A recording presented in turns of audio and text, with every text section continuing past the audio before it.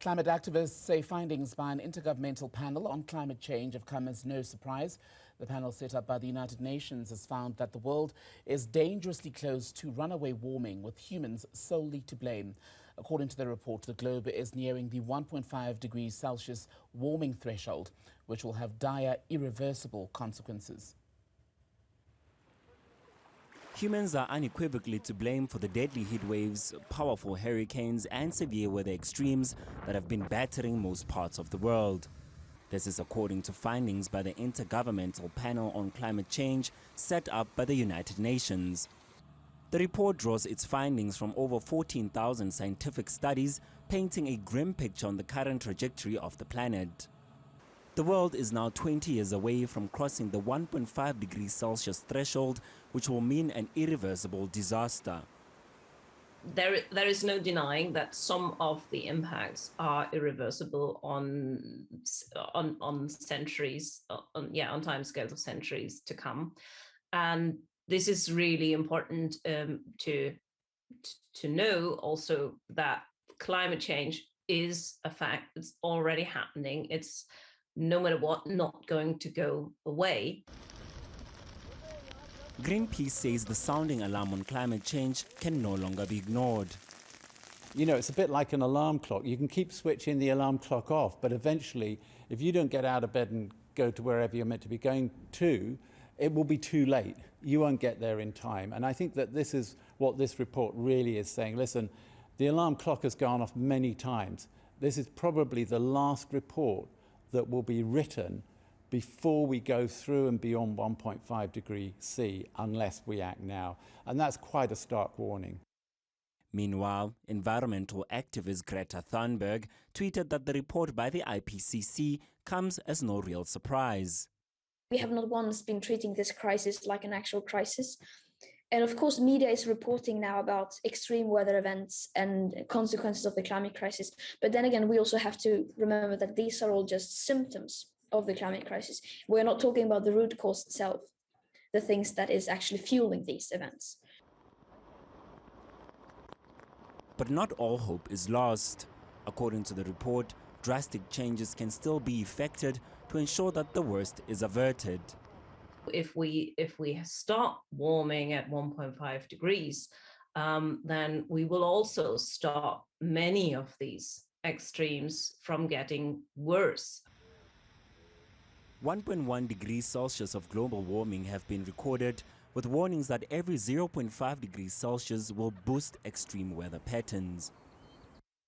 Let's talk more about that United Nations climate report, and we're joined by Dr. Roland Ngam, Program Manager for Climate Justice and Sociological Transformation at the Rosa Luxemburg Foundation, Southern Africa, as well as Dr. Vishwas Satgar, Climate Justice Charter Movement activist. Gentlemen, my thanks to you both. Dr. Ngam, if I can begin with you and ask you what the findings of this panel mean for a country such as South Africa. Well, it is really important to remember that a lot of the things they are talking about are things that we are already living. We have had day zero declaration in Cape Town. We are living through a day zero declaration in the Eastern Cape.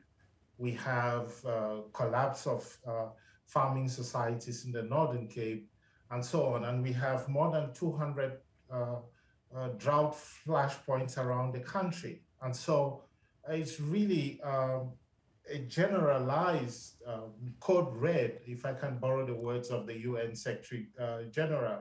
And so these are things that really will hit deeper and deeper in our pockets, because apparently we need these things to hit us in our pockets before we wake up.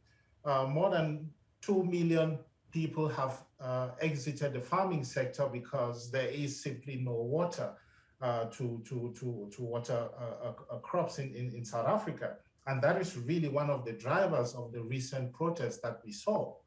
And so these things really need to go out onto the streets before we really wake up. And that is what is happening before our very eyes. Dr. Satgar, for the first time, this panel report has said that there is no uncertainty that humans are to blame for climate change. Is that a fair assessment, A? And B, is there still time then at this point to convince climate change denialists that indeed we are to blame and the work to reverse it would have to come from us? So yes, this is the peer-reviewed science from the leading climate scientists in the world. It's entering its sixth cycle of reporting. What we are discussing is one small part of that larger report that will be issued next year, actually. So this is a guide, a risk assessment guide, a science guide to policymakers that's going into the COP meeting in Glasgow. So of course, climate denialists in that context, in my view, are just missing the boat completely. But the other point around this is that we've got to be careful. There's a politics of knowledge here. And we got to keep in mind what Roland has also said. There are disproportionate impacts. Now, this report underlines that we are going through and living through extreme weather impacts now. This is the new norm, if you like, the new normal. And that has disproportionate impacts in the real world out there. It impacts rural communities disproportionately. It impacts poor working class communities disproportionately, poorer countries disproportionately. But I think it's very, very important for us to keep that in mind. I think the other point to make here is that this report surfaces an atlas. It's basically making the point no corner of the world will be unaffected. But it does provide an atlas for regions, et cetera, to kind of really kind of tinker and think about the scenarios, the science, et cetera, et cetera. Now, for Africa, this is a very, very important issue. This tool doesn't go far enough to help countries really kind of grapple with the science, but it provides a helping hand.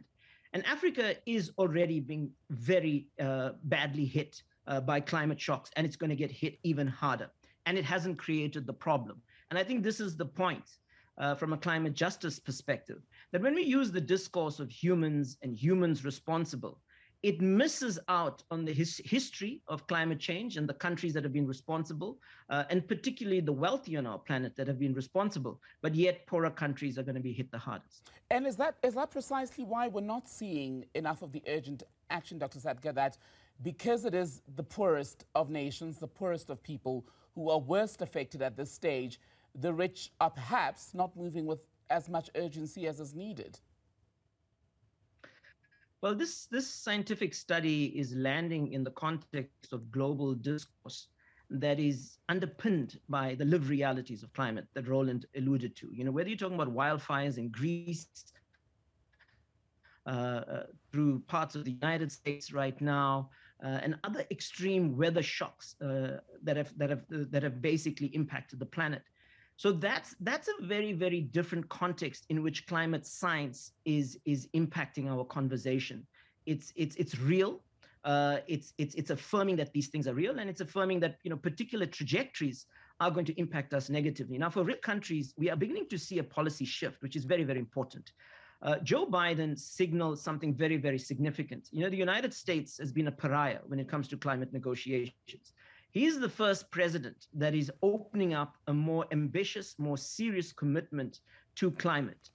You saw that coming out of the G7 summit as well. And this also poses a very real challenge to China. So there's new political ambition coming to the fore from richer countries. But again, this is not enough. I mean, what's missing in the context of even this science is the whole issue of tipping points, for example. So the Amazon right now is effectively releasing carbon rather than absorbing carbon. We're seeing the receding Arctic permafrost ice sheet. These are all dangerous canaries in the mine. And so, there's room for some debate about the deeper urgency and the need for greater ambition and for more effective policy responses. Dr. Roland Ngam, let me come back to you. So in November, we're expecting the next COP climate summit taking place in Glasgow. What conversations need to actually happen between world leaders when they gather again? And how effective was the Paris Climate Accord in trying to address some of what we've been seeing? Well, at a first level, we have almost all countries on the globe that have signed on to the Paris Agreement, and that is really a very important thing. Second level, the IPCC report really was okayed by most of these countries, and that is really, really important given the context of politicking and so on that we have. Now, when we go to Paris, there are a number of things that really have to happen. We need to seize the urgency of the moment. And the first thing we really need to look at is investing more, because signing the Paris Agreement is really one thing. The other thing really is about implementation, and a lot of this really requires cash. For example, we have the energy poverty situation in Africa, and instead of countries really continuing to burn coal, we need to invest more in mitigation and adaptation measures. And so the richer countries that have caused the situation that we are in need to start investing more money in Africa. And for example, in South Africa, transforming really our fossil fleet that we have.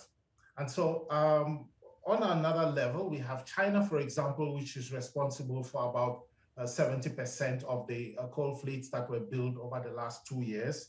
China really can no longer pollute now and clean up later. And so countries like China and India and so on that are industrializing at a really rapid pace now need to get with the agenda and also start investing more in cleaner energy. And this really has to go across the board.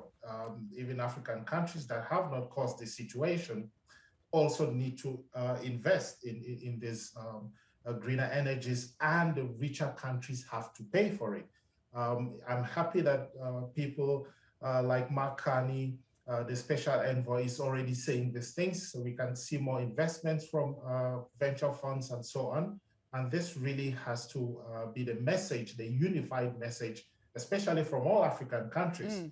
Very often we have been there in disparate, dispersed ranks and so on. This time around, like the Pacific Island nations that impose 1.5 degrees on the agenda, Africa also needs to go there with a unified voice and a unified agenda. Dr. Satgar, let me ask you, you've got about a minute left, and I've got 2 questions left for you both. But Dr. Satgar, let me start with you and ask you if it's possible at this point to balance economic activity and the need for income for countries with the pressing emergency of climate change and addressing it. All the assumptions you have about how the world works is basically, in my view, in a state of suspension when we're thinking about the climate crisis, what's arriving, and so on. We need a new paradigm of leadership. We need a whole new approach to the risks that are coming down the road and are already arriving. We need a whole new conception of how democracies should work and deal with this climate emergency, because this is the thrust of this report, of this study. It's here, and we really need as humanity to rise to this challenge now. Dr. Ngam, final question for you. Is the global focus now really on limiting the impact of global warming rather than reversing it? Well, there is already some emissions that are locked in, which means that if we reduce emissions, we are still going to be in this situation. But like the International Energy Agency report stated earlier this year, like the Making Peace with Nature report stated earlier this year, there is a lot that we can do to reduce emissions, to move more into a kind of degrowth agenda, because the current system is unsustainable. We are seeing consequences of 1 degree, and really that is catastrophic. So imagine if it gets worse. So we really need to dial back. Dr. Roland Ngam and Dr. Vishwas Satgar, good to speak to you both, gentlemen, on this latest report by the United Nations on climate change. Thank you very much for your time.